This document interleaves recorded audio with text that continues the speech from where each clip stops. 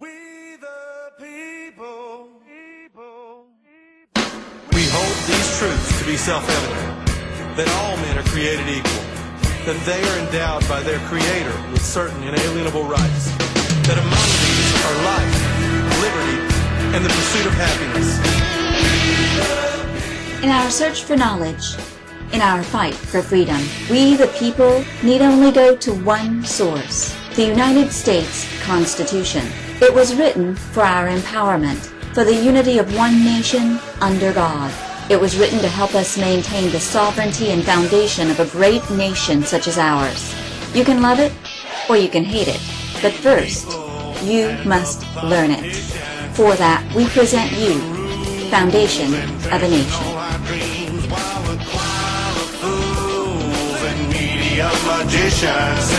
And now your host, Sheryl Devereaux.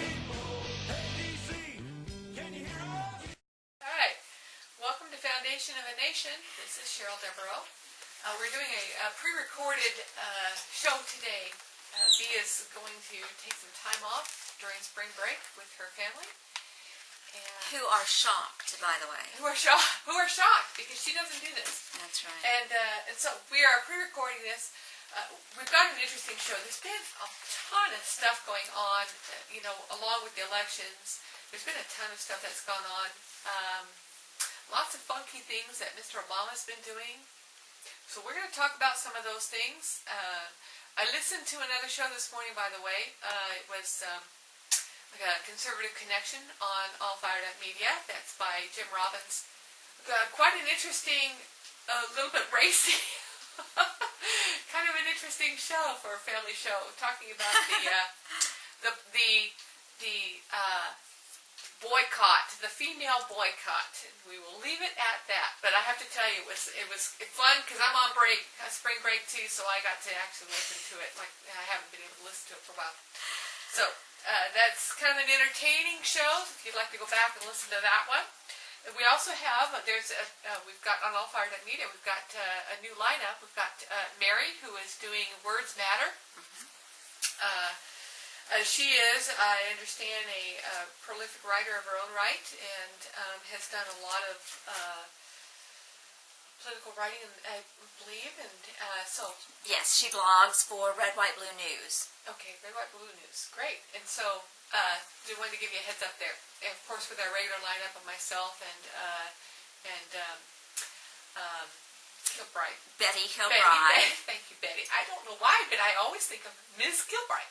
So, Betty is on Mondays. That's Military Monday. And, of course, then we have Candace Lima, who is always somewhere.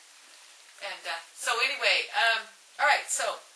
And then there's this show, Foundation of a Nation, which is all about the Constitution and everything in the context of the Constitution, which there seems to be no shortage of confusion about. We're going to start with one quick little thing today. I got an email today from somebody. Actually, it was on the Facebook page for this Santorum, and somebody said, can we verify this? Because it was an article saying that he was one of the main supporters of some federal legislation that was anti-animal, very much animal control, animal rights. Okay. You know what? Doesn't matter.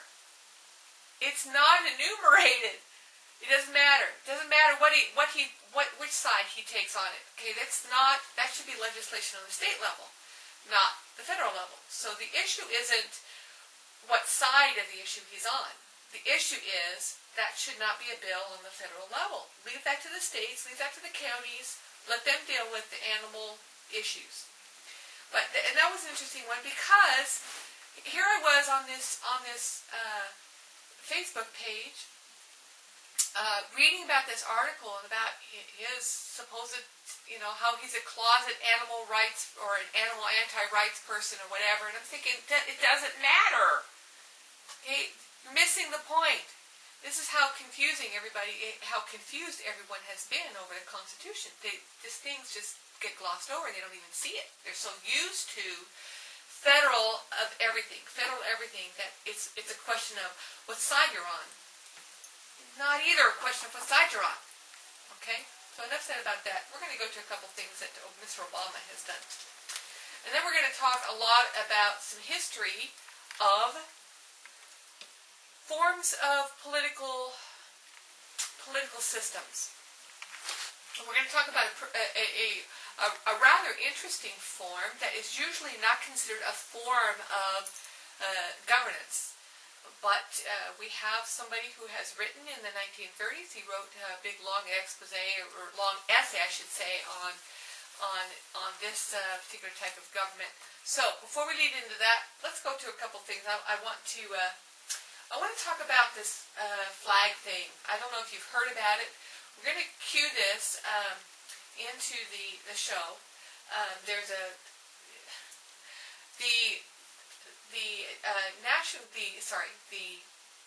Democratic chairman for,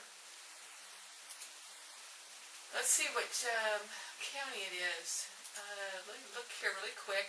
I just got done telling B this, and now I'm wondering what I said to her because I can't remember. Well, you didn't tell me what county. Lake County. Mm-hmm. Lake County Democratic Headquarters. Okay, outside the Lake County Democratic Headquarters in Florida, there are two flags. There is the national flag, and of course the one right below it you would think is what? The state flag. No, it's a federal flag, but instead of the stars and stripes, it's the stripes and Obama. A picture of Mr. Obama on our national flag. Bad form, right? Yes, very bad form. This was what happened was the veterans they saw this, and the veteran league complained to her and said, "Why are you doing this? We want this taken down. This is almost blasphemous, very offensive." She refused. She refused to take it down. She said that she was going to have to research it. Now, what part of the flag does she need to research? Go take a look at it. It's got Mr. Obama on it. End of research. End of research. All right, so after a while, after she got done calling them racist, she finally did take it down. But it calls into question some things that we have to look at that and say, okay, why is it that they do not see this as a problem? That is telling to me. Now, we're going to come back to this issue. We're going to go on to a couple of weird things. And last week, if you saw last week's show, or if you listened to it, it was not videoed. If you listened to it, I was all over a couple of things that Mr. Obama did. The IRS is now scrutinizing, actually harassing the Tea Party groups for their qualification for a 501(c)(3). This is not standard. You can go back and look at that one. We won't cover that. But there were a lot of things that I didn't get to cover last week because I spent a lot of time on that one. And if you saw it, you know that that show well qualified under All Fired Up. So what we're going to do is we're going to go to a couple of other issues besides the flag. Oh, and by the way, this is a shout out to my son. My youngest son is having his birthday today. Love you, Bri. And have a great birthday. I'm sorry I can't be there with him, but anyway, all right. So this is one that I want to go to today because this came out a couple of days ago. This is from Mr. Obama. He is blocking the voter ID law that was just passed in Texas. Okay. Now, there are actually many states that have a voter ID law, which calls into question, why is he blocking this one? Okay, why? Why would he be blocking this one? All right, so I'm going to read a little bit of this because I think it's telling. It's very telling. Of course, it was this law, or the Texas law, was put into enactment last May 11th, so almost a year ago. And nothing this whole time, nothing was said by the Obama administration. Now, whether that's even pertinent or not, we're going to discuss that in a second, because that actually isn't even an issue. In fact, we'll discuss it right now. Why is it not an issue? Because it's not the federal responsibility. In 1995, and Anthony Scalia, as part of a decision of the SCOTUS, of the court, the Supreme Court, said that the federal government does not have any right or any jurisdiction and cannot legislate the states. Period. They can't legislate the states. Okay, so what Mr. Obama is doing is actually in not only an offense to that ruling, that opinion, but it's an offense to the states who are sovereign. So he's trying to intervene. So what he's done is he has had the DOJ, of course, the Department of Justice has leaped onto this issue in the state of Texas, and what they're using an old law. It's the Voting Rights Act, which started in 1965. That Voting Rights Act has a clause in it that there are about 10 states, all southern states primarily, that were singled out as being flagrantly biased in their voting. Okay, particularly because they were southern states and they were slave states, and so there's a restriction on those states that in the Voting Rights Act says that the federal government can intervene with legislation in these particular states, and Texas is among them. Okay, and so what it means is that whenever there's a redistribution we have a redistricting that goes on. According to the Voter Rights Act of 1965, the federal government can oversee it, they can look at, they can intervene, and they can make a decision and basically preempt what the Texas Constitution and the federal Constitution state as far as what the state can do, which is according to the federal, our U.S. Constitution, the states redistrict.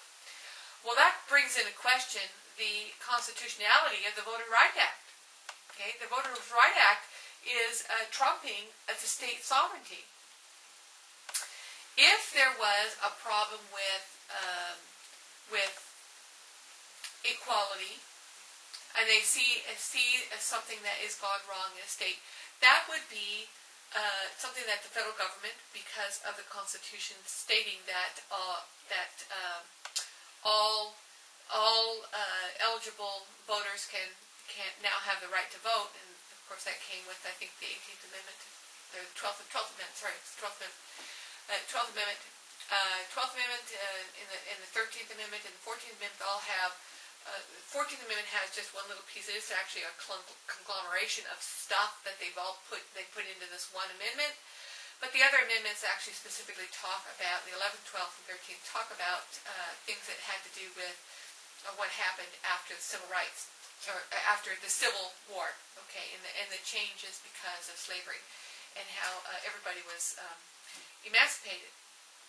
Okay, so there's a real question in my mind about that voter's right even being legitimately constitutional in the first place, because it is to assume that the southern states are going to continue in their, of course, in 1965 there was still a lot of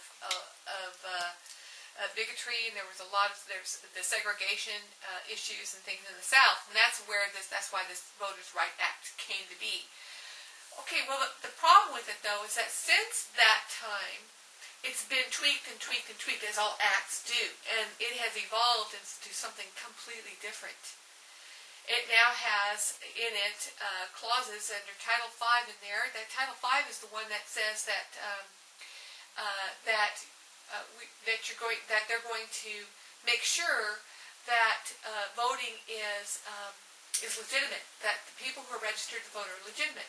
On the flip side, it's going to make sure that people who are of ethnic minority are not going to be prejudiced as far as redistricting goes. Okay, well, that's been taken way out of context. In fact, the policy right now of DOJ is to ignore sections of Title V, inside that act, which the part that they're ignoring is the part that validates whether or not the voter registrations are accurate. They're completely ignoring it. They're saying, no, because we want to make sure everybody can vote. Well, what part of everybody is it that you're concerned about? Because what you're doing is you're validating the people who have a right to vote, which is anybody who is a U.S. citizen and is not a felon, who is 18 years and older. So if you are making sure that the votes are valid, but you're arguing that you don't want to do that because you don't want to keep people out of voting, who are you really saying you're going to allow to vote? The people who are not qualified to vote. That's ludicrous. That's not even ludicrous. It's not even innate. It's dishonest. It's actually a fraud. It's a fraud. Okay, so we have this imbalance that's happened. So here we go. DOJ. DOJ is over everything. They're almost right underneath Mr. Obama. He's using them for everything. So here we go. What they're doing is they are attacking the Texas voter ID law. And I'm going to read part of it because this is what they're saying. Said the data from Texas showed that almost 11% of Hispanic voters and more than 300,000 did not have a driver's license or a state-issued identification card, and that plans to mitigate those concerns were incomplete. That was their justification for telling the state that they cannot enact their own law, which is unconstitutional. There's nothing in the Constitution in Article 2, which is all about the executive branch, that states that it is part of the duties of the president to supersede or to intervene in state law. It isn't there. And the reason it isn't there is because the states have sovereignty. They can make any laws they want except for what's exempt in Article 1, Section 10. Okay, in Section 10, there's about 4 things that they can't do, and they all have to do with interaction with the other states. Okay, so what Mr. Obama is doing is illegal. It's unconstitutionally illegal. Okay, it's not just against the law; it's illegal against the supreme law of the land. It will be voted down. I'm going to go on. I'm going to read the rest of this. Hispanic registered voters are more than twice as likely as non-Hispanic registered voters to lack such identification. Why? There isn't any reason. Voter ID, you don't have to drive a car, so you don't have to get a driver's license. You only have to get a public license, which in a lot of states you can waive a fee if there's a fee attached to it.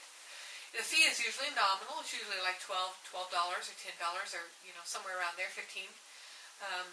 So that is not an excuse. If you're here, you should have an ID, unless you're not here legally. Which brings into the question of who is Mr. Obama really trying to protect? Someone who is not constitutionally protected? Because that's the way it appears. Now, here's the thing about the Hispanic vote. Statistically, the Democratic Party garners more Hispanic votes than the Republican Party. Although there's a shift that's happening with this. So that's not conclusive, but that's statistically and historically, that's what the statistics say, is that the Hispanic vote usually is Democratic. They go to the Democratic Party. So what is he really doing? He's trying to protect his voter base, or what he perceives as his voter base. Now, like I say, the real issue is who is not willing to get their ID. That's a really big question. That is the serious question, because really, if it's about getting the ID, go get your ID. I invite you, if you're Hispanic and you do not have an ID card, whether it's a driver's license or just a public ID, go get one. Go get one. I encourage you to do it, unless you're illegal. And if you're illegal, you should probably consider some other options, like maybe Not voting. Going back home, getting legitimate, find an alternative that's honorable, okay? Something that's honorable. So, don't vote. don't mess up our system because you came from a country you didn't like. And so don't come here and mess up this one. Okay? And make it like the country that you didn't like. Precisely. Precisely. Which is right. You know, the whole point is, if you don't like where you came from, don't bring your problems here in a backpack. Okay? You know, if you're going to come here and you live by the laws here, which starts off, go through the line. And the reason that they came here is because we live by the laws here. And when maybe they don't realize that. Maybe they don't realize that the reason that we are the free country that we were is because we lived by the laws. Right. Yes, and by the way, I have to say, B is here in my office with me today. so you're hearing her live. Yes, precisely because, you know, here's the thing. This is what is so ludicrous about this whole thing. People come here and they do not understand the association between jobs and capitalism and freedom. And they are interlocked. They are intertwined. They are inseparable. You cannot have one without the other. And if you come here, if anybody comes here thinking that they want a job, and they misunderstand, they come here illegally, they're fully 100%, 150%, they're going in the back, in the wrong direction. They are completely misunderstanding the value system of America and why there are jobs here. Okay? Mexico has its own mafia that makes small businesses pay a fee to exist. If you don't want that here, oblige the law. It's just that simple. All right, so back to where we were. All right, so here we are. We're reading this. By the way, I'm reading this off of Reuters. This is their article.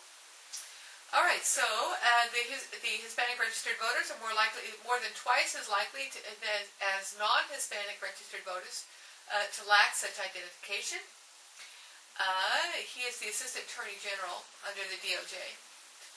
And by the way, I should tell you that our Attorney General, State Attorney General Abbott, has already filed a suit against the federal government. Now, we're going to get to that in a second, why that is good and why that is bad. But I'm going to continue reading. Of course, Governor Perry criticized it. That's a no-brainer. The DOJ has no valid reason, this is a quote of Governor Perry, has no valid reason for rejecting this important law, which requires nothing more extensive than the type of photo identification necessary to receive a library card or board an airplane. Okay, well said. Because the reality is that you can't get a library card without an ID. So why can you vote without one? You can't go fishing without an ID. Yeah. Oh, you know, and this is a good thing because I was going to list all the things. But you know, this is how simple it is. You can't buy a gun without an ID. You cannot be in a competition without proving who you are. You can't get a library card. You cannot go to school without an ID. You can't get a job. That's right. You can't get a job. You cannot. There's a whole bunch of them, and some of them seem frivolous. Just seem absolutely frivolous. Okay? Well, you cannot get a loan. You can't buy a car. You can't buy a house. You can't rent a car. That's right. You can't even rent a car. Okay? You know, all these things you can't do without an ID. You can't even write a check without an ID or open a bank account. That's right. You know, Bee's whispering here, but she said you can't open a bank account without an ID. Very true. Very true. You cannot do. So why is it that all of those things are not in the Constitution, but the one thing that's in the Constitution that we should be protecting at all costs, protecting, is the sanctity of the vote. If we don't protect that, who cares if we have a library card? Who cares if we can get a loan or we can buy a house or land? Everything else will go to hell in a handbasket. Because the reality is that if we cannot preserve the one thing that makes our country sovereign, it makes our country different, we're done. There is no USA. Anybody can come in and vote. Bring in the French. Bring in the Iranians. Bring in... And don't think for a second that they're not. That's right. It's precisely. Bring them all in. Bring them in, let them vote. They're shipping them in by the busloads. Right. Yeah, I don't know if you heard that, but B said they're shipping them in by the busloads. They are, and they're actually coming in through Canada, and it's fine. Come in the right way. If you're coming in the wrong way, that's telling. Okay, that's called what the founding fathers called insurrection. It's the reason why in the original debates of the founding fathers, when they said that the president had to be a natural born citizen, they defined that in the debates. They defined that as both parents being American, and the reason why is because they knew from past history of other countries that people would come here, they would have their children, they would keep their dual citizenship, or they would keep their mother country's mores and social norms and mores, raise up their kids to take over another country, and they did not want that to happen here. So they said, you want to be president of the United States, then you're going to grow up here as an American with American parents. You're going to be born here and grow up here. That's right. Technically you can actually be born somewhere else. But your father has to be. But you have to be in the jurisdiction of the United States. So you have to be under the sovereignty of the United States, which means two American parents. Okay, there's no ifs, ands, or buts. Two American parents, no debate. Go back to the constitutional debates. Go back to the early debates of the founding fathers. That's what they said, for very good reason. They called it insurrection. Insurrection for them was not necessarily a violent act over the border. They considered all kinds of different sneaky ways that countries take over countries. They had a whole world history to look at. Okay, so here we are. We have a voter ID. Now here's what's going to happen. They're also, the DOJ is also, I believe it is South Carolina, might be North Carolina, it's South Carolina, they're also beating up on South Carolina right now. There are 2 digits worth of states that have voter ID laws. I think it's like 12 or 16 states, somewhere in there. Okay, here's the thing. This is going to get knocked down. Okay, it's going to get knocked down. It's so completely unconstitutional, but this is what's going to happen. This is the whole point. This is why he's doing it. This is Mr. Obama, the bully, the dictator, the fascist, which we're going to talk about fascism in a minute. This is why he's doing it.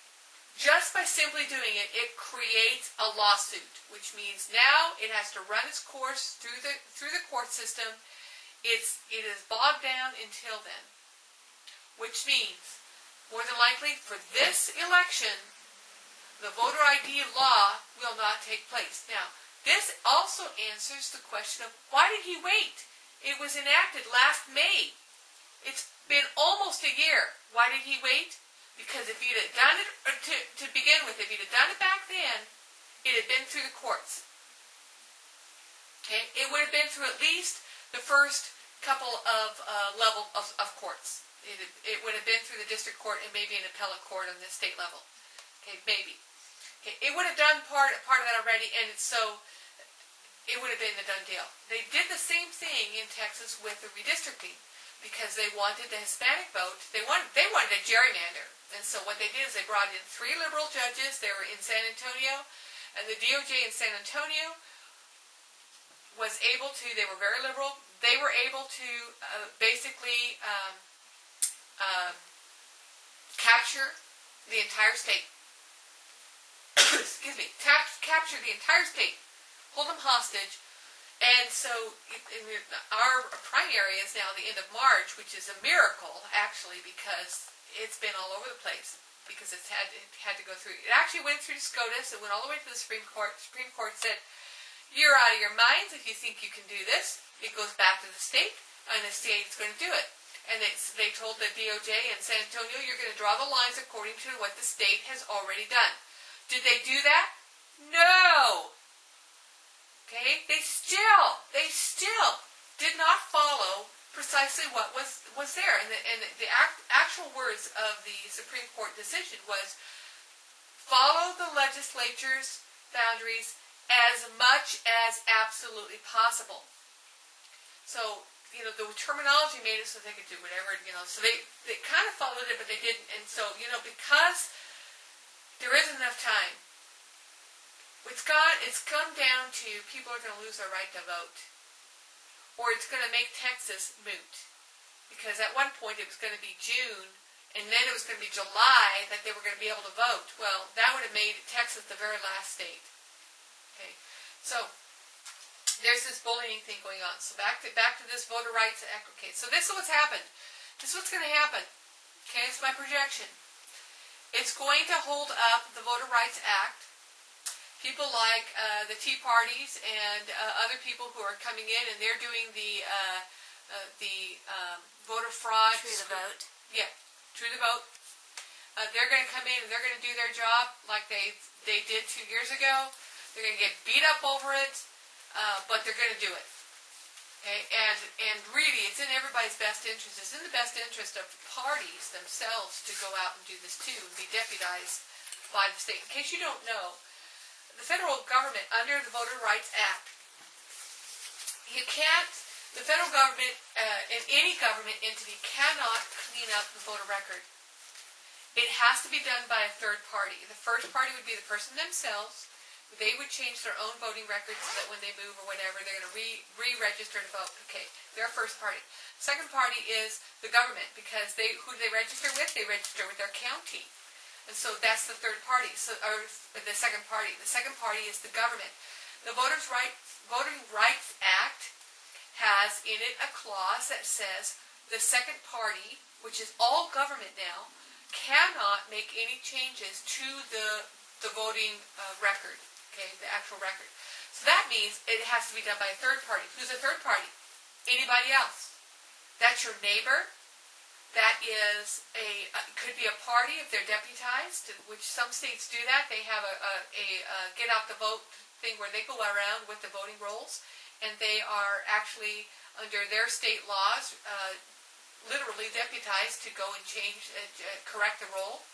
And anybody that has been that has passed away or has moved or whatever, they make a notation of it. Anybody who's not registered, who would like to register, they're obligated to take their registration, or they can give them a registration form and let them take it in themselves. Okay, so some states are doing it that way. Because Texas doesn't have that. So basically what we have is we have True the Vote, which is set up by the Tea Party. Okay, this is what's going to happen. We're going to have to watch this on our own. We're not going to be able to verify votes unless by some absolute miracle, which is not going to happen because March 27th is the primary in Texas. So that means that it might happen by November, though. It might happen by November, but I doubt it. But if it did, that would still be a miracle, because that's about a half a year. We've got a little bit more than a half a year to get this through the courts and approved. Otherwise, the law is going to sit and not be used, which is going to be to whose advantage? Mr. Obama, of course. This is why he did this. All right. I think we might take a break. Dee, can we kind of cue for a break and maybe take a quick break? We're going to take a break. This is a kind of a real natural place to take a break, because after the break we're going to talk about political systems and why this is all happening and what's happening. What the founding fathers knew about Obama that we don't know about Obama. Okay, so we'll see you on the backside.